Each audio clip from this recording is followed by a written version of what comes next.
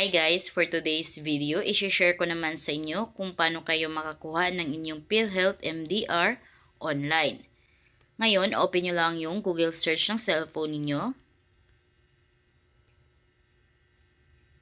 Dito sa may search, click nyo lang yan. Dito, i-type nyo lang yung PhilHealth website. Ayan.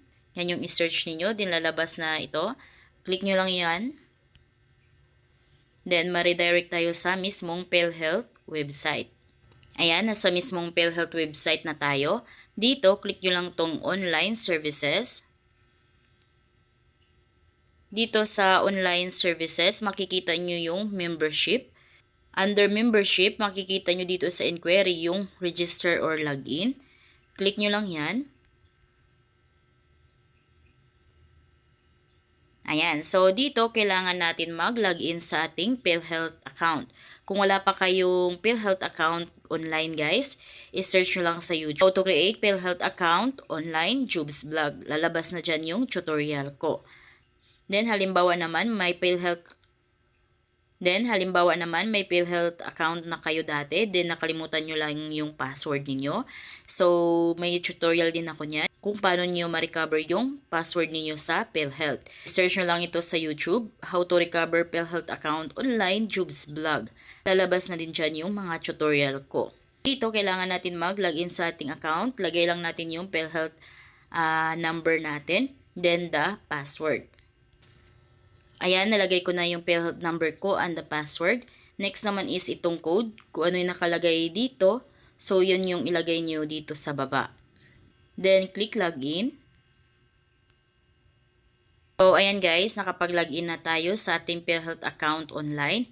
Dito, makikita na agad natin yung mga information natin. Makikita nyo na din agad dito yung print MDR. Click natin yan. Then, click nyo lang itong download. Then, dito, mamili kayo kung paano nyo mabuksan yung files. So, pwedeng pa PDF. Pwede ding pa docs. So, piliin ko lang yung docs. Depende yan sa cellphone niyo kung ano yung mga pang-open ng files. So, ayan guys, ito na yung MDR natin, Member Data Record.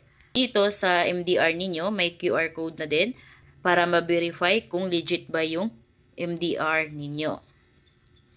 So, ganun lang guys, kabilis kung paano kayo makakuha ng MDR ninyo online sa PhilHealth. So, itong MDR na ito is dahil nabuksan na natin to sa ating cellphone. So, ito ay na-download na sa ating cellphone. May copy na tayo ng member data record natin. So, kung gusto nyo ito ipaprint, so punta lang kayo sa file manager or pwede ding screenshot nyo ito.